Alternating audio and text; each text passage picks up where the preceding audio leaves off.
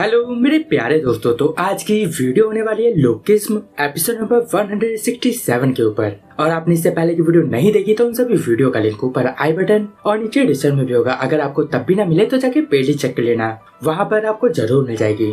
और आप में से मक्सद लोग इस चैनल को बिना सब्सक्राइब कर ही देखते, क्यों भाई कर लो, दिल से अच्छा लगेगा, दुआएं लगेगी मेरी। आशा करता हूँ कि आपने अब तक चैनल को सब्सक्राइब कर दिया होगा। तो अब बिना किसी देरी की वीडियो को स्टार्ट करते हैं।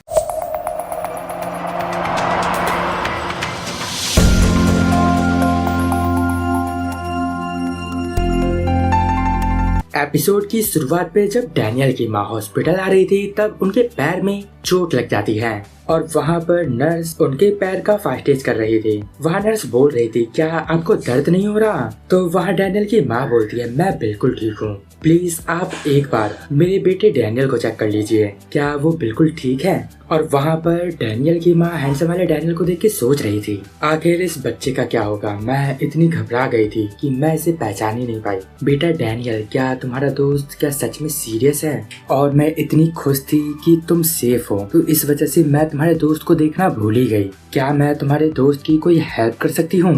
और वहाँ वो पुलिस वाला भी काफी हैरान था, क्योंकि स्कूल वाले बार बार डैनियल पार्क के नाम पे मोटे वाले डैनियल की आइडेंटिटी दिए जा रहे थे। वहाँ डैनियल सोच रहा था, अब मुझे क्या करना चाहिए। ये पुलिस वाला कितनी बार भी मेरे स्कूल से मेरी आइडेंटिटी मांग ले, हर बार मेरी फोटो ही मिलेगी, क्योंकि पूरे जे हाई स्कूल में सिर्फ और सिर्फ एक ही डैनियल पार्क पढ़ता है और वो मैं हूँ। और वहाँ पुलिस वाला कॉल पे बात कर रहा था, वो बोल रहा था, क्या सच में पूरे स्कूल में सिर्फ और सिर्फ एक ही डैनियल पार्क है? तुम इस बात पे श्योर हो ना? वहाँ डैनियल भी ये सारी बातें सुन लेता है और वो बोलता है, क्या इन्हें ये सारी बातें पता चल गई? लगता है अब इन्हें मेरे बारे में सब कुछ पता चल जाएगा। और अब वो जैसे ही पीछे देखता है वो बोलता है, हे बच्चे, तुम्हारा नाम भी डैनियल? लेकिन तभी वो देखता है कि वहाँ डैनियल होता ही नहीं है। वो पुलिस वाला सोच रहा था, आखिर वो बच्चा कहाँ गया? और अब डैनियल काफी घबरा के सीढ़ियों पे बैठा हुआ था और वो वहाँ सर्च कर रहा था कि कैसे एक नई आइडेंटिटी को बनाया जाए, लेकिन उसे वहाँ कोई उपाय नहीं मिलता। और अब डैनियल सोचता है, मुझे पता था कि मुझे इंटरनेट पर कुछ भी नहीं मिलने वाला, तो क्या अब मुझे कोजी को बोलना चाहिए इसके बारे में? नहीं, अगर मैंने उसे बताया तो उसे मुझे अपना राज बताना पड़ेगा। मुझे अब बिल्कुल समझ नहीं आ रहा कि अब मुझे क्या करना चाहिए। क्या मैं ये करूं कि स्कूल जाके अपने सारे आइडेंटिटी पे से अपनी फोटो चेंज कर दूं? नहीं, ये बिल्कुल काम नहीं करेगा। आखिर मुझे क्या करना चाहिए? मुझे कुछ भी समझ नहीं आ रहा।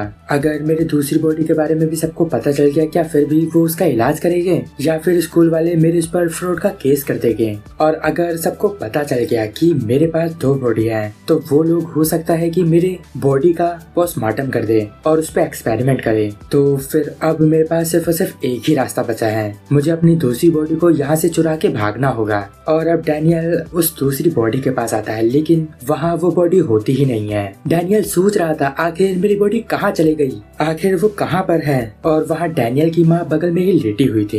डैनियल वहाँ अपनी माँ से पूछता है, मेरे दोस्त को कहाँ ले गए हैं माँ? डैनियल की माँ बोलती है, वो ऑफिसर को कॉल आया था, उसके बाद वो डैनियल को यहाँ से लेके चला गया। वहाँ डैनियल काफी डर रहा था। और अब हम दोबारा से पुलिस स्टेशन देखते हैं। वहाँ पर जियो से डिटेक्टिव बोल रहा था, ये कटर हमें वहाँ से मिला जहाँ पर तुम्हारे दोनों दोस्त गिरे हुए थे।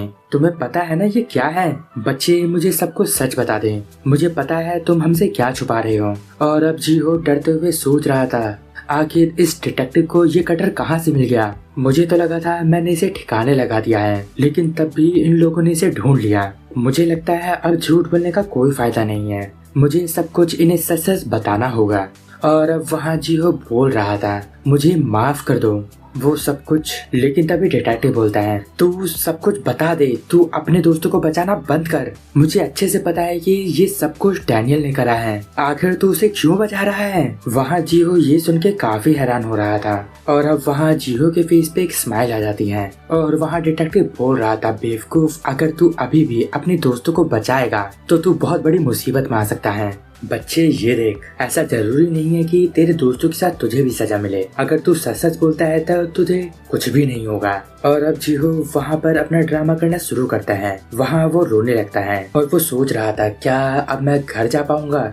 वहाँ डिटेक्टिव जियो से बोल रहा था, बच्चे रोना बंद कर, ऐसा बिल्कुल नहीं है कि जैसे कि तुमने अपने दोस्तों को धोखा दिया है, तुम अपने आंसू पोंछो। वहाँ जीहो रोते हुए बोल रहा था, नहीं ये सब कुछ मेरी ही गलती है, सब कुछ मेरी वजह से ही हुआ है। डिटेक्टिव बोलता है, नहीं बच्चे तुम्हारी वजह से कुछ भी नहीं हुआ। तो वहाँ जीहो बोलता है, नहीं सर, मुझे आपसे झूठ नहीं बोलना चाहिए था, मुझे आपको सब सच बता देना चाहिए था, मुझे अपने दोस्तों को नहीं बचाना चाहिए था, मुझे उन दोनों को रोकना चाहिए था, मुझे उन दोनों को आपस में लड़ने नहीं देना चाहिए था। और वहाँ पर ये सब बोलते हुए जीहो अपने मन में सोच रहा था, भगवान आपका शुक्रिया। लेकिन तभी वहाँ एक दूसरा पुलिस वाला आता है और जीहो के हाथ में हथकड़ी पहना देता है। और अब वहाँ वो पुलिस वाला बोल रहा था डिटेक्टिव से, सर हमें जो भी सबूत चाहिए थे वो सब हमें मिल चुके हैं, और हमें बाथरूम में जो कपड़ों पे खून के धब्बे मिले थे ये सारे जीहो पार्क के हैं। और एक ऐसा इंसान भी है जिसने ये सब कुछ होते हुए देखा भी था। उसने हमें बताया कि जब वो दोनों नीचे गिर रहे थे तब उसने खिड़की से 2 हाथ भी देखे थे,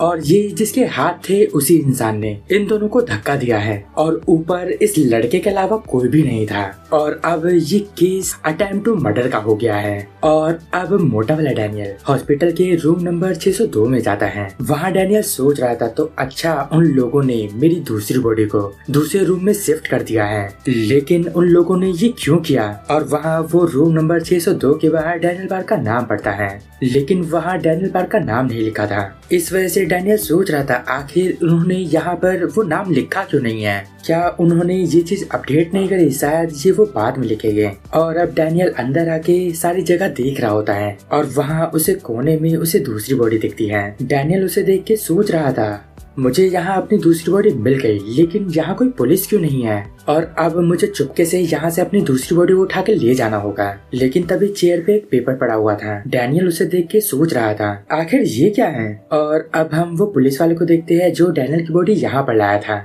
वो कॉल पे बोल रहा था, मैं चुपचाप से बाहर आ गया हूँ, इस समय सभी लोग सो रहे हैं। क्या सच में तुम्हें रियल क्रिमिनल का पता चल चुका है? वो जीहो पार्क है, उसने ये सब किया था। इसका मतलब जो हॉस्पिटल में एडमिट है ये दोनों के दोनों विक्टिम हैं। तो चलो अब मुझे लगता है कि मुझे इस बात की चिंता करने की कोई जरूरत नहीं है, ये डैनियल पार्क यहाँ से भाग जाएगा। और वैसे भी मैंने डैनियल पार्क को दूसरे रूम में शिफ्ट कर दिया है, और जिसे हम डैनियल पार्क समझ रहे थे उसकी अब आइडेंटिटी भी क्लियर हो चुकी है। और अब हम अगले सीन में डैनियल को देखते हैं। उसके हाथ में उसके दूसरी बॉडी की आइडेंटिफिकेशन पड़ी हुई थी, और इस फोटो में डैनियल का नाम डैनियल नहीं लिखा हुआ था, इसका नाम जेम्स ली लिखा हुआ था। डैनियल काफी हैरान था, वो सोच रहा था, क्या जेम्स ली ये इंसान सच में इस दुनिया में है भी? डैनियल वहाँ उस बॉडी की तरफ देख के सोच रहा था, आखिर तुम कौन हो? और आज का ये एपिसोड यहीं पर एंड हो जाता है। अगर आपको इस वीडियो में कुछ भी अच्छा लगा या पसंद आया तो इस वीडियो को लाइक कर देना। इस वीडियो का टारगेट है 500 कमेंट। देखता हूँ कि आप इसे कब तक कंप्लीट कर पाते हो। और अगर आपको मुझसे बात करनी है तो मुझे इंस्टाग्राम पे डीएम कर सकते हो, वहाँ पर मैं सबके मैसेज की रिप्लाई करता हूँ। बस मुझे रील से मत करना, आखिर रील का क्या रिप्लाई करूँ मैं।